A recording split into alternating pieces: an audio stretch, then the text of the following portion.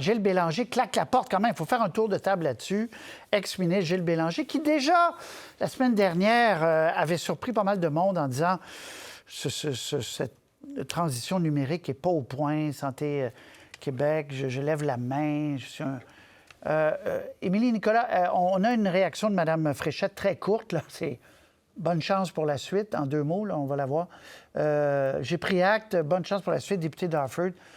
Tour de table. Émilie, ça n'a rien à voir avec nationaliste, pas nationaliste, ça, parce que lui, il avait appuyé Mme Fréchette et il n'aime pas du tout M. Drainville.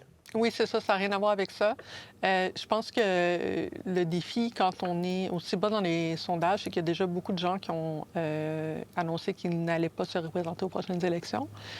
Et aussi, je pense qu'il y a beaucoup de gens qui font des calculs que, bon, à moins d'avoir un défi intéressant d'ici à la fin de l'été, peut-être que je ne me représenterai pas non plus aux prochaines élections. Et donc, ça a dû être tout un casse-tête de gestion d'ego, surtout. La question du cabinet. Et puis là, on a face à quelqu'un qui a perdu son poste aussi. Donc, au-delà, il doit y avoir d'autres motivations, bien sûr. On parle de quelqu'un qui trouve, selon ce qu'on a de ses déclarations, là, qu'il y a trop de place qui a été fait à l'équipe des gens qui avaient appuyé Bernard Drainville. Sauf que, ceci dit, je pense que le commentaire plus général que je ferais, c'est que ça a dû effectivement être très compliqué et peut-être que ça explique à quel point le Conseil des ministres ne fait pas une immense différence par rapport à ce qui avait été laissé par François Legault, parce que si on fait trop de brassage, il y aurait peut-être eu encore plus de gens qui auraient fait essentiellement, bien, si c'est comme ça, je joue plus, puis je m'en vais, puis que ça aurait pu entacher le début du mandat de Christine Fréchette. Josée, un mot, et Christian, un mot sur M. Bélanger. Oui, mais ça m'apparaît quand même comme un cas peut-être un petit peu à part des autres, parce que, bon, c'est quand même celui qui a sonné l'alerte sur le dossier santé numérique qui semble avoir des problèmes avant son lancement le 9 mai. On a vu tout à l'heure le reportage de David Gentile. Le Parti libéral, le député Monsef Déragi, qui était le grand justicier là, du fiasco SACLIC, s'est emparé aussi de ce dossier-là suite à ça et pose des questions quand même pertinentes. Alors là, maintenant, le départ de M. Bélanger, sur le plan politique, je pense, va alimenter les soupçons encore plus sur est-ce qu'il y a anguille sous roche dans le dossier. Je ne dis pas qu'il y a anguille sous roche. Je dis seulement que sur le plan politique, c'est clair que ce départ-là va alimenter les soupçons. Et si jamais il y a en effet des problèmes importants après le lancement des 3 projets pilotes du dossier santé numérique le 9 mai, je peux vous dire, Patrice, que lorsque l'Assemblée nationale va siéger, le nom de M. Bélanger va revenir en forme de boomerang. Ça, c'est clair. Non, j'entends ce que vous dites, mais OK. Christian, qu'en pensez-vous? Moi, je ne suis pas sûr qu'il faille attacher une grande importance à ce départ-là. Serait-il parti s'il avait été nommé ministre? C'est une question qu'il faut se poser. Et moi, je trouve qu'il fait un petit peu loose cannon, électron libre dans le jeu politique actuellement. Il a appuyé, comme on le dit, Mme Fréchette. Bon, puis il y avait vraiment une aversion pour M. Drainville qui même déplaisait aux partisans de Mme Fréchette. Donc, je ne trouve pas qu'il faut y attacher trop d'importance. D'accord. Un autre sujet concernant ce nouveau Conseil des ministres, avant de passer à un autre sujet, avant de passer au redécoupage, puis j'ai hâte de vous entendre là-dessus.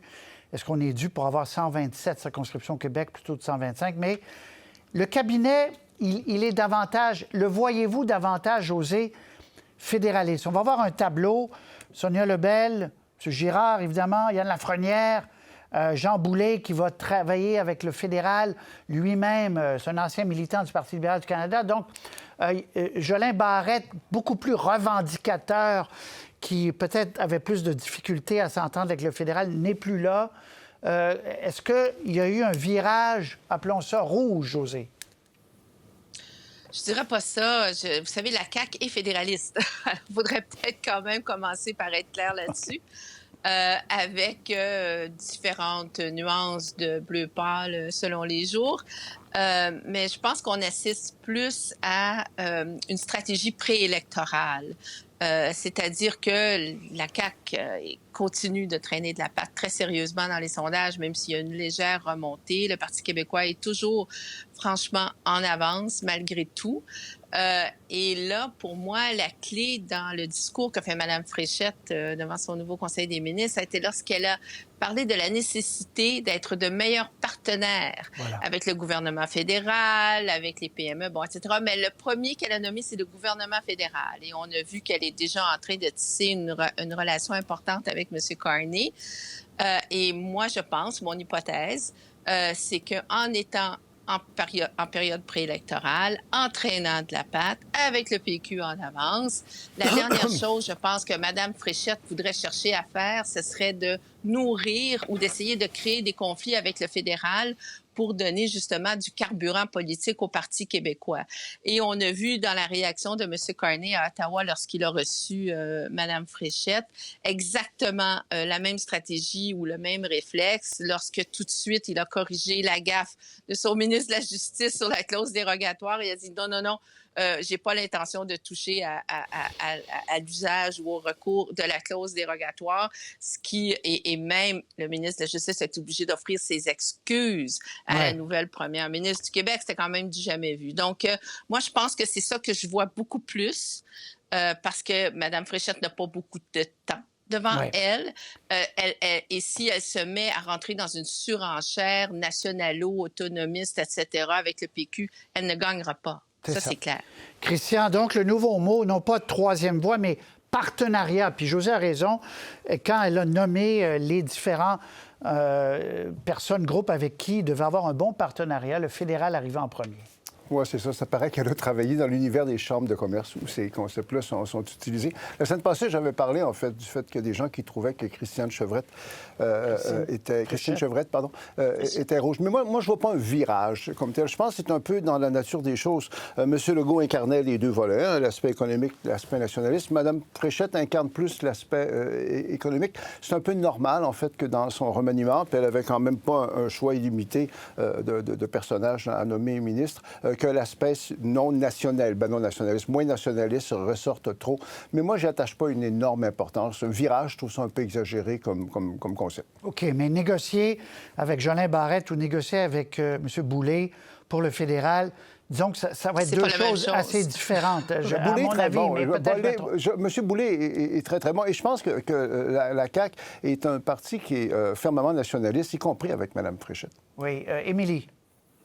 Mark Carney est quand même populaire au Québec. Oui, c'est pas se chicaner avec un premier ministre canadien aimé des Québécois, ça part mal un mandat.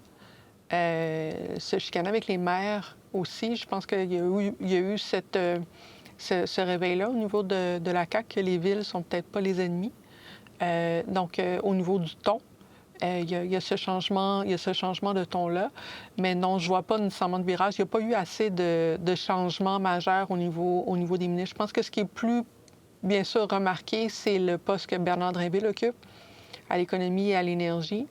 Avec les GES, on ne s'attend pas à des positions au niveau de l'économie, surtout la manière de gérer l'énergie, qui vont être particulièrement progressistes de la part de M. Drainville. Mais en même temps, puisque Mark Carney est là-dedans aussi, il y a peut-être un alignement Québec-Ottawa qui va se faire si Bernard Drainville est dans ces dossiers-là. Mais c'est aussi une manière assez habile de l'enlever des dossiers identitaires ou des dossiers, il y a peut-être un clivage avec Christine Fréchette, de lui dire, tu as beaucoup de responsabilités, mais tu as beaucoup de responsabilités où c'est pas ta job de parler d'immigration, puis de laïcité, puis de voile. Mais c'est ce qu'il voulait, finalement, M. Drainville. Hein? C'était son souhait d'avoir... Je pense que ce que Christine Fréchette voulait aussi, puis que ce que tout le monde qui voulait avoir pas de chicane à la CAQ aurait pensé faire, qui était une bonne idée. Très bien. Alors, Christian, 127 circonscriptions où on garde 125 comme l'a recommandé la commission de redécoupage. En fait, il y a eu un redécoupage. On l'a vu plus tôt, on va voir les cartes. La Gaspésie qui perd une circonscription. L'Estrie, centre du Québec, on en ajoute. Laurentides-la-Naudière, on en ajoute une et on en enlève une à Montréal, ce qui ferait qu'on garde le même nombre de circonscriptions, 125. Le gouvernement a dit non, On est allé jusqu'en Cour suprême. La Cour suprême a dit, nous, on garde intact le redécoupage électoral. Est-ce qu'on devrait ajouter, Christian, des circonscriptions pour faire en sorte que dans certaines régions moins populeuses, ou même si le ratio n'est pas le même, on garde un nombre quand même respectable de circonscriptions? Ben, je pense qu'on semble se diriger vers ça, puis il n'y a rien de scandaleux là-dedans, la population du Québec ayant augmenté. Je dirais que ça fait du bien dans un dossier où la Cour suprême est impliquée, que ce ne soit pas le Québec contre la Cour suprême. Hein? Parce qu'on sait que le Québec est appuyé par d'autres provinces canadiennes dans ce dossier-là. Puis il y a un consensus à l'Assemblée nationale de tous les partis qu'il faut préserver, en fait, les circonscriptions menacées en Gaspésie, entre autres. Mais ce qui est intéressant là-dedans, c'est que ça montre, en fait, la caractéristique de notre système. Dans la mesure où on n'a pas de proportionnel, c'est très important que les circonscriptions aient des populations comparables. Sinon, ça peut donner, à un moment donné, des résultats carrément aberrants. Mais en même temps, quand on applique ce principe-là, on peut, à un moment donné, en fait, abolir des circonscriptions qui ne sont pas assez peuplées, mais qui sont dans le Québec profond, là, sans que ce soit péjoratif, ce qui fait que ça devient ingérable pour un député, en fait, de desservir un immense territoire. Donc, c'est de concilier, en fait, les deux impératifs. Puis je trouve que c'est possible de le faire, puis je pense qu'ils vont le faire. Donc, il n'y a pas de drame là-dedans. C'est révélateur que tous les partis à l'Assemblée nationale s'entendent pour qu'on préserve les circonscriptions en dehors de Montréal. Donc, il faut vraiment tenir compte des deux aspects. C'est essentiel. Et même celle de Montréal. On garderait tout, en fait, et on en ajoute. Et donc, il y aurait 2 députés de plus à l'Assemblée nationale. Josée, c'est la voie à suivre?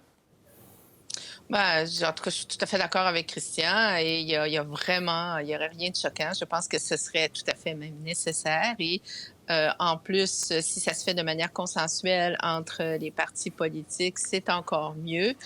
Nous sommes rendus une population de plus de 9 millions maintenant. J'entends encore des gens dire 7 ou 8, mais on est rendu à 9 millions. Donc, et il faut que les commettants puissent avoir un lien avec leurs députés. Et si le député ou la députée est incapable d'aller voir ses commettants parce que c'est trop immense, alors là, je pense qu'on fait un accroc à la démocratie représentative.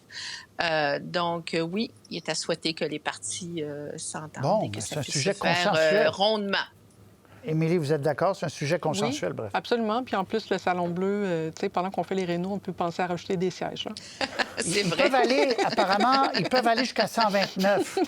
Il y a de la place pour 129. De toute façon, à Londres, ils sont tellement tassés, c'est pour ça ils ont ajouté les sur les genoux, un sur l'autre. OK. Sondage, je veux quand même vous entendre. On en a parlé abondamment hier. Mais Christian, c'est votre dada, là. Monsieur Paul Saint-Pierre Plamondon avait un argument quand même de poids hier en disant « Oui, je pourrais dire que j'abandonne l'engagement de tenir un référendum à tout prix lors du premier mandat du Parti québécois. Mais qui me croirait? Qui me croirait alors que je dirais le contraire de ce que je crois? » Est-ce qu'il n'y a pas dans notre démocratie, Christian, parce que les chiffres sont clairs, on peut les revoir vite, là, s'il ne promet pas de référendum, il monte à presque 40 %. S'il promet un référendum, il rebaisse à 31 %. Dans les deux cas, il prendrait le pouvoir, mais fortement majoritaire dans le cas de s'il rompt sa promesse. Christian, je sais que vous, puis vous avez écrit beaucoup là-dessus, vous dites qu'il devrait, mais en même temps, ça se tient, ce qu'il dit, Christian, de dire « personne ne me croirait ». Ouais, ben, jusqu'à hier, moi, j'espérais que Paul Saint-Pierre Plamondon réussisse, en fait, à se dépêtrer un peu, en fait, de la situation où il s'était mis. Mais c'est clair que ce n'est pas la décision qu'il a prise. La décision qu'il a prise hier, elle est très importante. Là, c'est très clair. Il invoque, en fait, l'honnêteté, l'intégrité, la franchise, l'authenticité, un tas de valeurs très, très morales, d'ailleurs. Et puis, il réjouit beaucoup ses supporters. Moi, je regardais aujourd'hui sur les réseaux sociaux, là, il est fêté, il est adulé. Bon, parce qu'il est comme correct. Bon. Donc, il a pris cette décision-là. Je la respecte. Moi, ce ne serait pas ma décision. Vous l'avez noté, parce que je pense que la politique, c'est pas de la morale, puis c'est pas toujours noir et blanc, puis des fois, l'ambiguïté, ça peut être bon. Mais je vais arrêter de parler de moi, là. Mais le bon côté, là, c'est que c'est clair pour les citoyens. Voilà. Bon, voter pour le Parti québécois, là, c'est embarquer dans un train en marche vers un référendum pour la souveraineté. C'est clair, clair, clair. Parce que Paul Saint-Pierre Plamondon, il ne peut plus reculer, il ne peut plus changer d'idée. Jusqu'à hier, moi, j'espérais qu'il le fasse. Très bien. Son lit est fait. Josée, là-dessus, avait-il, si tant est qu'il voulait examiner d'autres scénarios, avait-il vraiment un autre choix, Josée? Ben moi, je pense qu'il ne veut pas examiner un autre scénario. Bon, ça fait des années qu'il répète la même chose. Il faudrait peut-être à un moment donné finir par le croire. C'est pas seulement pour sa base. Le Parti québécois a passé à travers 3 décennies depuis le dernier référendum dans le flou total sur son option.